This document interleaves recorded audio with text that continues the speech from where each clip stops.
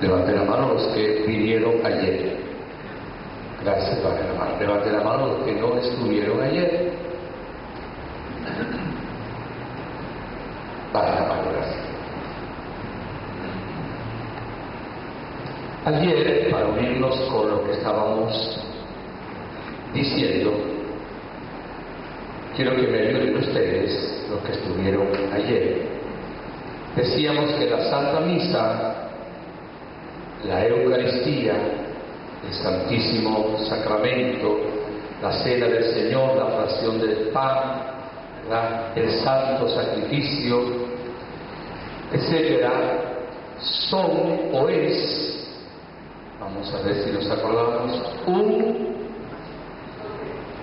sacrificio, un banquete, una presencia, una comunión, una alianza y fuente de bendición, de sanación, etc.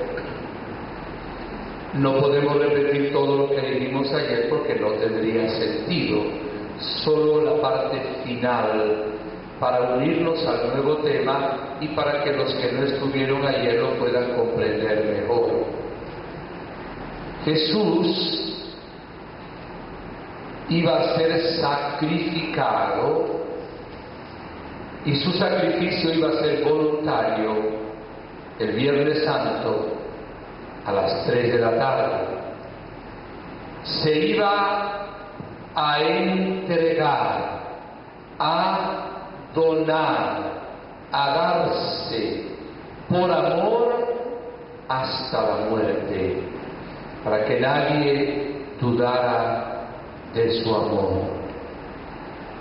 Y Él lo haría así el Jueves Santo, después de celebrar la cena pascual judía.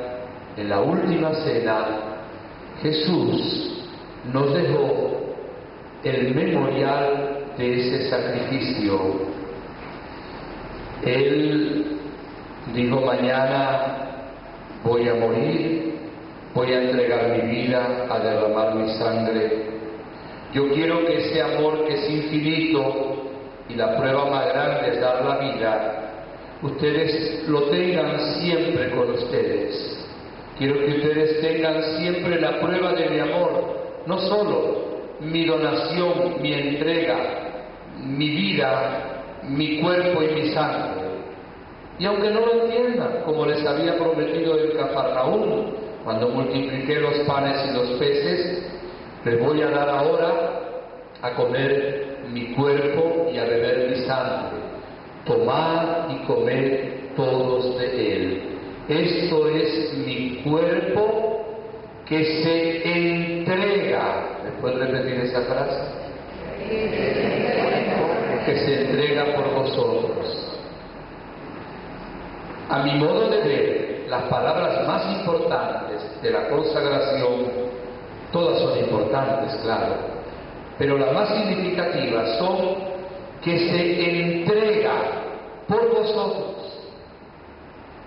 Y luego tomó el cáliz, la copa: tomad y bebed todos de él. Este es el cáliz de mi sangre, la sangre de la nueva y eterna alianza, que se derrama, ¿verdad?, por vosotros y por todos los hombres. Luego haría: hagan esto en memoria mía. O sea que el sacrificio de la misa es uno solo, porque Jesús murió una sola vez y resucitó una sola vez. Pero Jesús, el Jueves Santo, ya se entregó, se donó, se sacrificó por nosotros, de tal manera que el Jueves Santo es la primera misa anticipada de lo que iba a ocurrir el Viernes Santo. Y la misa que celebramos hoy es el mismo sacrificio después de, en el tiempo, ¿verdad? Ya no anticipado, sino pospuesto después de la muerte de Cristo Jesús el Señor. Aquí entra el misterio que nosotros no podemos entender. Cada vez que celebramos este misterio, lo decimos en la misa cuando el sacerdote dice: este es el sacramento de nuestra fe. ¿Qué decimos? Anunciamos tu muerte, proclamamos tu resurrección. Ven, Señor Jesús. Cada vez que se coma de este aparente pan y se beba de este aparente vino, anunciamos la muerte de Cristo, proclamamos su resurrección.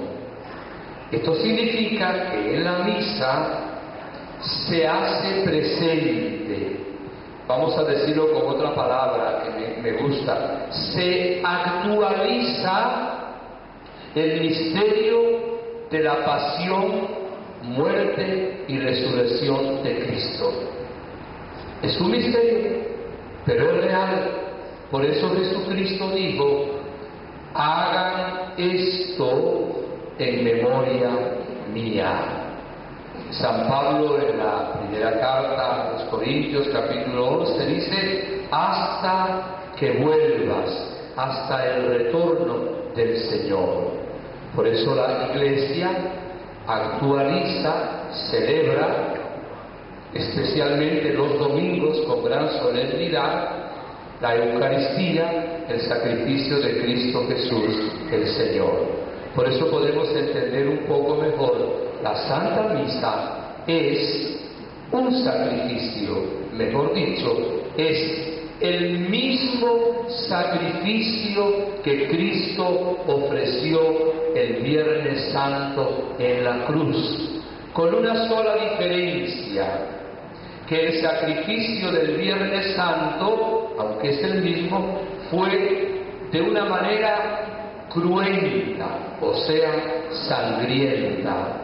Y el sacrificio que tenemos aquí, que es el mismo, tenemos también el cuerpo y la sangre de Cristo, es un sacrificio incruento, en cuanto que la sangre no se derrama, ¿verdad?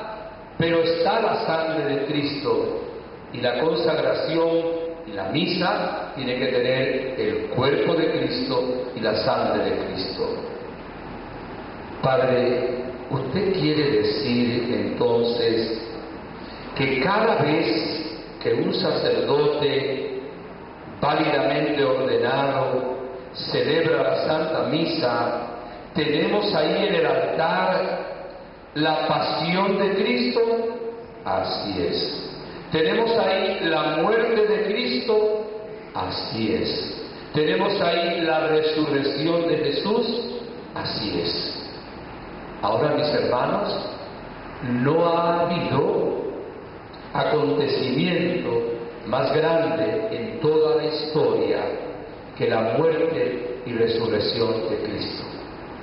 En fin, la persona de Jesús es el personaje más importante de la historia. De hecho, dividió la historia en dos partes: antes de Cristo y después de Cristo. Podríamos decir ahora que Jesucristo ofreció toda su vida en la tierra. Fíjese que la carta a los Hebreos nos revela por obra del Espíritu Santo lo que pronunció el Hijo de Dios cuando se hizo hombre: he aquí que vengo a hacer tu voluntad. O sea, Jesucristo, desde que se encarnó, empezó a entregarse a la voluntad del Padre, a ofrecerse, y primero estuvo callado en la carpintería de Nazaret, luego en su vida pública. Todo lo que Jesús hizo fue toda una entrega que luego resumió en el momento de morir por nosotros en la cruz. Pudiéramos decir que toda la vida de Jesús fue una misa, pero realmente Él celebró una sola misa, ¿verdad? En el triduo pascual. Una misa la celebró el Jueves Santo, el día que la instituyó, anticipando de manera incruenta, vuelvo a repetir, lo que iba a pasar el viernes. Y el viernes esa misma entrega la celebró de una manera cruenta por amor a la humanidad. Si creyéramos esto, nuestra vida y nuestra participación en la misa debe ser mucho más profunda, más fervorosa, más frecuente. Porque miren, decíamos también en la enseñanza de ayer, ¿qué le podemos ofrecer nosotros a Dios que Él no nos haya dado primero? Lo único nuestro propio es el pecado. Dios no necesita que le demos frutas, pues son todas suyas. Todos los árboles frutales son suyos. No necesita que le demos cordero, Él es el dueño de toda la tierra. Es más, aunque le ofreciéramos los sacrificios que quisiéramos, ninguno de esos sacrificios puede reparar el pecado que Adán y Eva cometieron. Y este ejemplo se lo he colocado en alguna otra ocasión. Vamos a imaginar un niño. Ese niño le golpea a un compañerito. Esa es una falta. Pero vamos a suponer que ese niño golpea a la maestra. En la misma intensidad de golpes, es una falta más grave. ¿Por qué? Por la maestra, por la dignidad de la maestra. Vamos a imaginar ahora que ese niño le pegara a su propia mamá. Es más grave todavía, porque está levantando la mano y golpeando a su mamá. Vamos a imaginar que ese niño golpeara al Papa. Sería mucho más grave por la dignidad que tiene el romano pontífice. ¿Cómo reparar esa falta, ese pecado? ¿Qué podría hacer ese niño? Digo un niño por poner un ejemplo. ¿Cómo podría repararlo? ¿Qué podría hacer por el Papa? Pero ahora vamos a imaginar que ese niño ofendiera al mismo Dios y lo ofendiera gravemente. No es solo ese niño, eso lo hizo Adán y Eva, lo hicieron ustedes y lo hice también yo. Nuestros pecados han ofendido al Altísimo y han merecido las penas del infierno. Se necesitaba que alguien reparara esa ofensa hacia la divinidad, y el cielo estaba cerrado hasta que alguien reparara los pecados cometidos.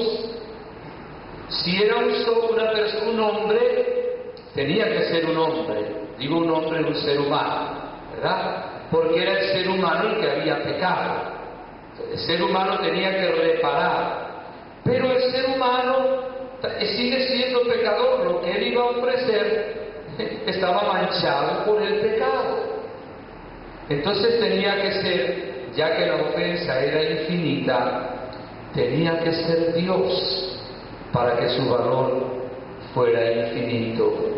Aquí entendemos ahora, el sacrificio de la misa tiene un valor infinito. ¿Me lo puede repetir, por favor? ¿Por qué tiene un valor infinito? Porque quien lo ofreció en la cruz es Dios. El Hijo de Dios ofrecía a su Padre un sacrificio expiatorio, redentor. Pero lo ofreció el Hijo de Dios en la humanidad de Jesús. Y Jesús cargó sobre sí todos los pecados de todos los tiempos, desde Adán y Eva, incluso los pecados que todavía no se han cometido. Varón de dolores, el siervo de Yahvé, cargó sobre sus espaldas el peso más terrible, que no era el madero de la cruz, era la ignominia, la sinvergüenzura, el pecado.